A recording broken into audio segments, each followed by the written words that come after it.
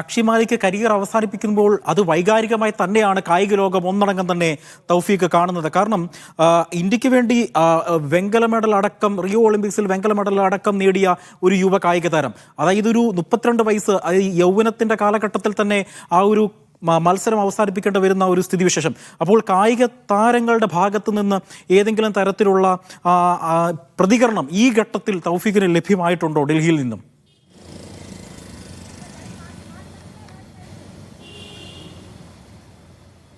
അജി അല്പസമയം മുമ്പാണ് തൻ്റെ കരിയർ അവസാനിപ്പിക്കുന്നതായിട്ട് സാക്ഷി മാലിക് അറിയിച്ചത്. വലിയ പ്രതികരണങ്ങളൊന്നും ഇതുവരെയും വന്നിട്ടില്ല. സാക്ഷി മാലിക്കിനൊപ്പം ബജ്രംഗ് പൂനിയയും അതോടൊപ്പം തന്നെ വിനേഷ് ഫോഗട്ടും ഉണ്ടായിരുന്നു.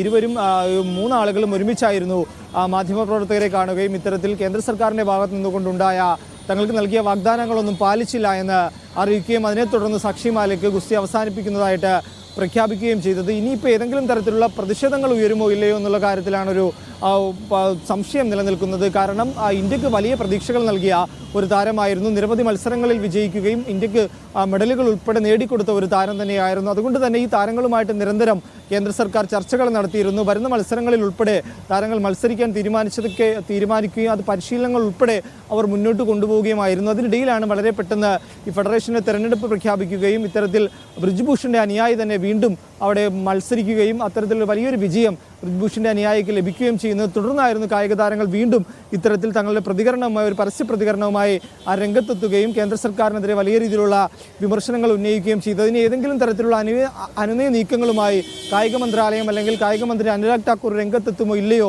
എന്നുള്ളതാണ് ഇനിയിപ്പോൾ കണ്ടറിയേണ്ട കാര്യം. കാരണം വലിയ ഇന്ത്യക്ക് നിരവധി പ്രതീക്ഷകളുള്ള ഒരു താരമാണ്. ആ താരമാണ് ഇത്തരത്തിൽ തൻ്റെ മത്സരം അല്ലെങ്കിൽ തൻ്റെ കരിയർ അവസാനിപ്പിക്കുന്നതായിട്ട് ഇപ്പോൾ പ്രഖ്യാപിച്ചിരിക്കുന്നത്. അതുകൊണ്ട് തന്നെ കായിക മേഖലയ്ക്ക് തന്നെ വലിയ രീതിയിലുള്ള നഷ്ടം സംഭവിക്കും. അതുകൊണ്ട് കായിക മന്ത്രാലയം അല്ലെങ്കിൽ കേന്ദ്ര സർക്കാരോ ഏതെങ്കിലും തരത്തിലുള്ള ചർച്ചകൾക്കുടൻ ഇവരുമായി തയ്യാറാകുമോ ഇല്ലയോ എന്നുള്ള കാര്യത്തിൽ കൂടി ഒരു സംശയമുണ്ട്. അതായത് തൻ്റെ തീരുമാനവുമായി മുന്നോട്ട് പോകാൻ തന്നെയാണ് സാക്ഷി മാലിക് തീരുമാനിച്ചിരിക്കുന്നത്. ഒപ്പം മറ്റുള്ള താരങ്ങളും സാക്ഷിക്ക് പൂർണ്ണ പിന്തുണ പ്രഖ്യാപിക്കുകയും ചെയ്തിട്ടുണ്ട്. ഏതെങ്കിലും തരത്തിലുള്ള സമരങ്ങൾ ഒരുപക്ഷെ വരും ദിവസങ്ങളിൽ ഉണ്ടാകുമോ ഇല്ലയോ എന്നുള്ള കാര്യത്തിൽ ഒരു സംശയം നിലനിൽക്കുന്നുണ്ട്. അതോടൊപ്പം തന്നെ ബജ്രംഗ് പൂനിയയോ അതോടൊപ്പം തന്നെ വിനേഷ് ഫോഗട്ടോ തൻ്റെ കരിയർ അവസാനിപ്പിക്കുമോ ഇല്ലയോ എന്നുള്ള കാര്യത്തിലും ഇതുവരെയും ഒരു തീരുമാനം അറിയിച്ചിട്ടില്ല. ഒപ്പം തന്നെ തൗഫീഖ്, നമുക്കറിയാം ഈ സമരം ഡൽഹിയിൽ നടന്നപ്പോൾ കർഷക സംഘടനകൾ അടക്കമുള്ളവർ സാക്ഷിക്ക് പിന്തുണയുമായി ഡൽഹിയിലേക്ക് വരുന്നൊരു സാഹചര്യം. അങ്ങനെ ഒട്ടനവധി പിന്തുണ ഈ കായിക താരങ്ങൾക്ക്, സമരം ചെയ്യുന്ന ഗുസ്തി താരങ്ങൾക്ക് പിന്തുണ ലഭിച്ച സാഹചര്യത്തിൽ ഈ കേന്ദ്ര സർക്കാർ അപ്പോഴാണ് ഒരു ഇടപെടൽ നടത്തുവാൻ തയ്യാറായത്. ഒരു ഘട്ടത്തിൽ ഈ തങ്ങൾക്ക് ലഭിച്ച ദേശീയ അന്തർദേശീയ തലത്തിൽ ലഭിച്ച മെഡലുകൾ പോലും ഗംഗയിലേക്ക് ഉപേക്ഷിക്കാൻ ശ്രമം വരെ നടത്തിയിരുന്നു ഒരു ഘട്ടത്തിൽ. അതെല്ലാം തന്നെയും പിൻവലിച്ചത് ഒരു സമവായ നീക്കത്തിലൂടെയായിരുന്നു ഇതെല്ലാം തന്നെയും പിൻവലിച്ചത്. അപ്പോൾ ഇക്കാര്യത്തിൽ ഈ സാക്ഷി ഗുസ്തി അവസാനിപ്പിക്കുന്നു എന്ന് പറയുമ്പോൾ തൗഫീഖ് സൂചിപ്പിച്ചതുപോലെ ഏതെങ്കിലും തരത്തിലുള്ള അനുനയ നീക്കം ഉണ്ടാവാനുള്ള സാധ്യതകൾ ഈ ഘട്ടത്തിൽ നമുക്ക് കാണാൻ കഴിയുമോ?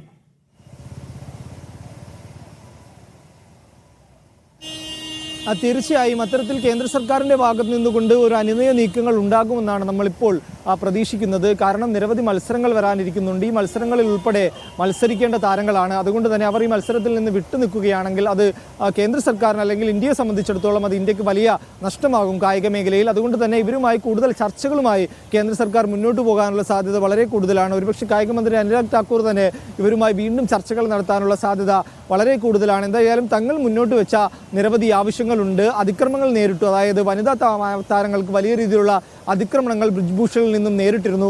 അതിൻ്റെ അന്വേഷണം ഇപ്പോഴും നടന്നുകൊണ്ടിരിക്കുകയാണ്. ഈ അതിക്രമം നേരിട്ട വനിതാ താരങ്ങൾ ഉൾപ്പെടെ പോലീസിൽ നേരിട്ടെത്തി പരാതി നൽകുകയും കായിക മന്ത്രിയുടെ മുന്നിൽ തന്നെ വന്ന് തങ്ങൾക്ക് നേരിട്ട മോശ അനുഭവങ്ങൾ വിവരിക്കുകയും ചെയ്തിരുന്നു. ഇതിനെല്ലാം ശേഷമായിരുന്നു കേന്ദ്ര സർക്കാർ തങ്ങൾക്ക് വലിയ രീതിയിലുള്ള വാഗ്ദാനങ്ങൾ നൽകിയത്. കർശനമായിട്ടുള്ള നടപടികൾ ഉണ്ടാകും. ഈ ഫെഡറേഷൻ തെരഞ്ഞെടുപ്പുകളിൽ ഉൾപ്പെടെ തങ്ങൾ മുന്നോട്ട് വെച്ച ചില ആവശ്യങ്ങൾ അംഗീകരിക്കാമെന്ന് കേന്ദ്ര സർക്കാർ ഉറപ്പ് നൽകിയതായിരുന്നു. എന്നാൽ ആ ഉറപ്പുകളൊന്നും പാലിക്കപ്പെട്ടില്ല. തങ്ങൾ നിരന്തരമായിട്ട് തങ്ങളുടെ ആവശ്യങ്ങൾ ഉന്നയിച്ചുവെങ്കിലും തങ്ങളെ ഒരു തരത്തിലും പരിഗണിക്കാൻ കേന്ദ്ര സർക്കാർ തയ്യാറായില്ല. വനിതകൾക്ക് ഒരു തരത്തിലുള്ള പ്രാതിനിധ്യവും കായിക മേഖലയിൽ അല്ലെങ്കിൽ ഇത്തരത്തിൽ അധ്യക്ഷ സ്ഥാനത്തേക്ക് ഉൾപ്പെടെയുള്ള വലിയ പോസ്റ്റുകളിലേക്ക് തങ്ങൾക്ക് ലഭിക്കുന്നില്ല, തങ്ങളെ പരിഗണിക്കുന്നില്ല എന്നുള്ളൊരു കാര്യവും കൂടി ഇന്ന് കായിക താരങ്ങൾ ഈ വാർത്താ സമ്മേളനത്തിൽ പറയുകയുണ്ടായി. ഇത്തരത്തിൽ വലിയ വിമർശനം കേന്ദ്ര സർക്കാരിനെതിരെ ഉന്നയിച്ചൊരു സാഹചര്യത്തിൽ ഏതെങ്കിലും തരത്തിലുള്ള ചർച്ചകളുമായി കേന്ദ്ര സർക്കാർ മുന്നോട്ട് വരാനുള്ള സാധ്യത വളരെ കൂടുതലാണ്. രാജ്യവ്യാപകമായിട്ടുള്ള പിന്തുണ നേടിയ ഒരു സമരമായിരുന്നു ഗുസ്തി താരങ്ങളുടേത്. ഡൽഹിയിൽ ജന്തർ മന്ദിറിൽ രാപ്പകൽ സമരം അവർ നടത്തുകയും അതോടൊപ്പം തന്നെ പാർലമെന്റിലേക്ക് ഉൾപ്പെടെ വലിയ രീതിയിലുള്ള മാർച്ചുകളൊക്കെ സംഘടിപ്പിക്കുകയും ചെയ്തിരുന്നു. ഇതിൻ്റെ അടിസ്ഥാനത്തിലായിരുന്നു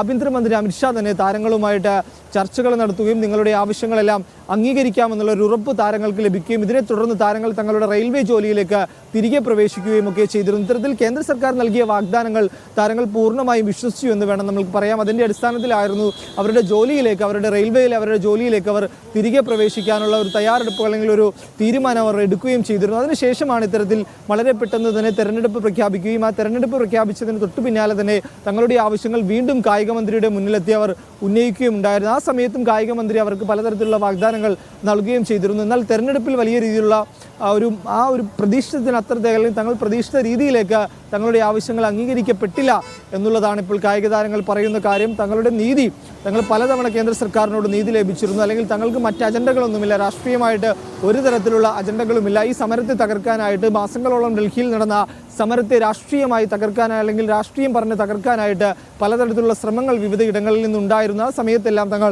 ഒറ്റക്കെട്ടായി കായിക താരങ്ങളുടെ അല്ലെങ്കിൽ കായിക മേഖലയുടെ ഉന്നമനത്തിന് വേണ്ടിയായിരുന്നു തങ്ങൾ സമരം ചെയ്തു വന്നത്. വരുന്ന ഭാവി തലമുറയ്ക്ക് അല്ലെങ്കിൽ വരുന്ന കായിക പ്രതിഭകൾക്ക് ഒരു തരത്തിലുള്ള ബുദ്ധിമുട്ടുകളും ഉണ്ടാകാതിരിക്കാനുള്ള ഒരു സമരമായിരുന്നു തങ്ങളുടെ ഭാഗത്തു നിന്നുകൊണ്ട് ഉണ്ടായിരുന്നത്. ആ സമരത്തിന് കേന്ദ്ര സർക്കാരിൻ്റെ പിന്തുണ തങ്ങൾക്ക് വേണമായിരുന്നു. ഇത്തരത്തിൽ ആളുകൾ വലിയ രീതിയിൽ മോശമായി കായിക താരങ്ങളോട് പെരുമാറുന്നത് കായിക മേഖലയ്ക്ക് വലിയ രീതിയിൽ ദോഷം ചെയ്യും.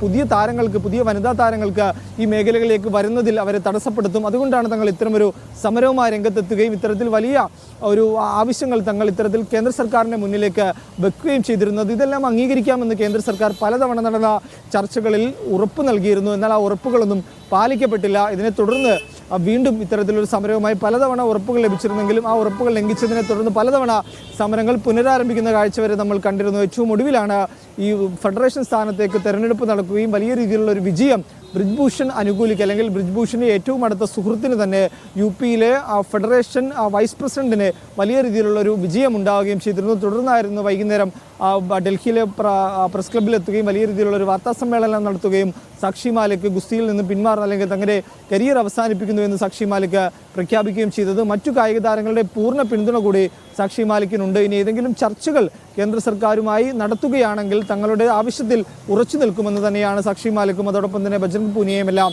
അറിയിച്ചിരിക്കുന്നത്. തങ്ങൾ മുന്നോട്ട് വെച്ച പല ആവശ്യങ്ങളുണ്ട്, ആവശ്യങ്ങളൊന്നും ഇതുവരെയും അംഗീകരിച്ചിട്ടില്ല. ബ്രിജ്ഭൂഷണെ അറസ്റ്റ് ചെയ്യണമെന്നായിരുന്നു തങ്ങളുടെ പ്രധാനപ്പെട്ട ആവശ്യം. കാരണം വനിതാ താരങ്ങൾക്ക് വലിയ രീതിയിൽ മോശമായിട്ടുള്ള അനുഭവങ്ങളാണ് അദ്ദേഹത്തിൻ്റെ ഭാഗത്ത് നിന്നുകൊണ്ട് ഉണ്ടായിരുന്നത്. അതുകൊണ്ട് തന്നെ അദ്ദേഹത്തെ എത്രയും വേഗം അറസ്റ്റ് ചെയ്യണമെന്ന് ആവശ്യപ്പെട്ടുകൊണ്ടായിരുന്നു ഡൽഹിയിൽ വലിയ രീതിയിലുള്ള സമരങ്ങളുമായി കായിക താരങ്ങൾ മുന്നോട്ട് പോയത്. അപ്പോഴൊന്നും ഒരു തരത്തിലുള്ള നടപടിയും കേന്ദ്ര സർക്കാരിൻ്റെയോ അല്ലെങ്കിൽ ഡൽഹി പോലീസിൻ്റെയോ ഭാഗത്ത് നിന്നുകൊണ്ട് ഉണ്ടായിരുന്നില്ല. അന്വേഷണം നടക്കുന്നുവെന്ന് മാത്രമാണ് തങ്ങളോട് പറഞ്ഞിരുന്നത്. എന്നാൽ ഒരു ബ്രിജ്ഭൂഷണെ നേരിട്ടെത്തി ചോദ്യം ചെയ്യുകയോ അല്ലെങ്കിൽ അദ്ദേഹത്തെ അറസ്റ്റ് ചെയ്യുകയോ തുടങ്ങിയ നടപടികളിലേക്കൊന്നും പോലീസ് കടന്നതുമില്ല. ഇതിനെതിരെയെല്ലാം വലിയ പ്രതിഷേധം ഉയർന്നിരുന്നു. എന്തായാലും ഇപ്പോൾ സാക്ഷി മാലിക് വലിയൊരു തീരുമാനം അപ്രതീക്ഷിതമായിട്ടാണ് കായിക മേഖലയ്ക്ക് വലിയ നഷ്ടം എന്ന് തന്നെ നമുക്ക് പറയാം. ആ ഒരു തീരുമാനത്തിലേക്ക് സാക്ഷി മാലിക് എത്തിയിരിക്കുന്നത്.